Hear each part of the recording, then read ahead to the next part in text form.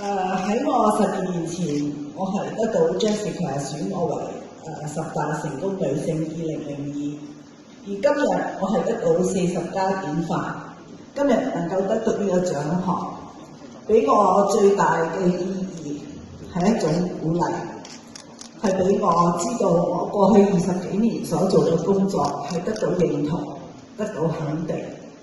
其實我好感恩，我有呢個福氣可以去服務社會。我剛才都講過，能夠有機會去服務有需要嘅人，其實最大嘅得着係我自己。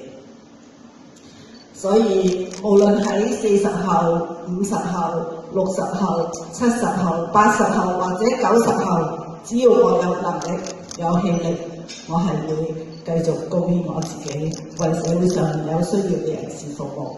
機會我，亦都多謝我一班會支持我攞獎嘅好朋友，多謝大家。恭喜曬文女士。我這邊有位。